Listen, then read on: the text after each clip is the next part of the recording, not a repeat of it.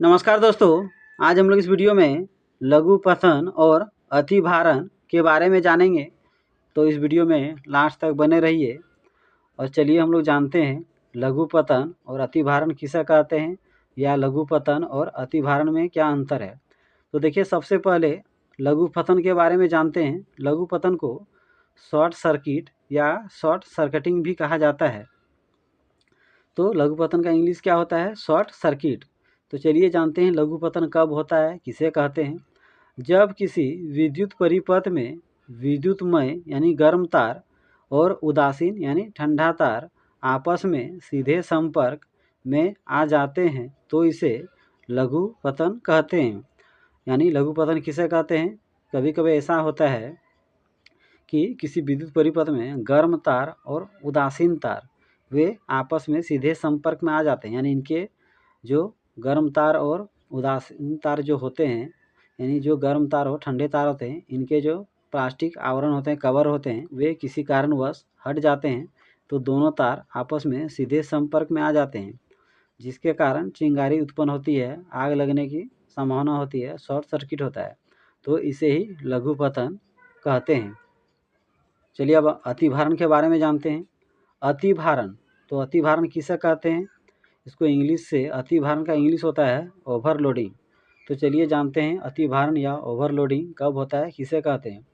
जब किसी विद्युत परिपथ में आवश्यकता से अधिक विद्युत धारा प्रवाहित होती है तो इसे अतिभारण कहते हैं।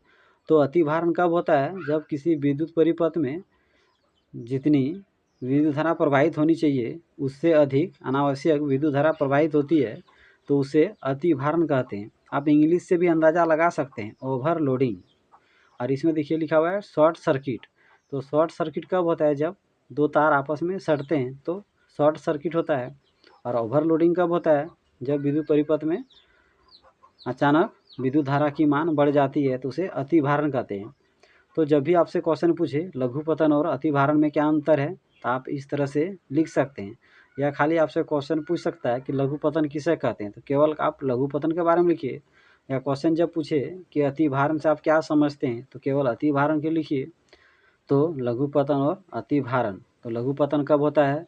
जब परिपथ में गर्म तार और ठंडे तार आपस में सीधे संपर्क में आ जाते हैं तो लघु पठन होता है। और अतिभारण कब होता है? विद्युत परिपथ में जब आवश्यकता से अधिक, यानी जितनी मात्रा विद्युत धारा प्रवाहित होनी चाहिए उससे अधिक प्रवाहित होने लगती है तो अतिभारण होता है। जब बहुत सारे यंत्र को, उपकरणों को एक ही विद्युत परिपथ में जोड़ा जाता है तो अतिभारण की स्थिति उत्पन्न हो जाती है।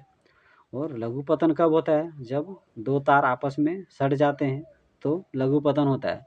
तो इसे अच्छा से 2-3 बार पढ़ लीजिए, आप अपने फेयर कॉपी में इसे नोट कर सकते हैं। तो अगर मेरा वीडियो आपको अच्छा लगता हो तो मेरे वीडियो में लाइक कमेंट ज़रूर करें, मेरे वीडियो को अपने दोस्तों में ज़रूर शेयर करें, मेरे यूट्यूब चैनल पर ज़रूर विजिट कीजिए। इस टाइप से बहुत सारे क्वेश्चन बने हुए हैं, वे आपके क्लास 10th के लिए बहुत ही लाभदायक हैं, उसे देखिए। मुझे उम्मीद है कि मेरे वीडियो आपको ज़रूर अच्छे लगेंगे।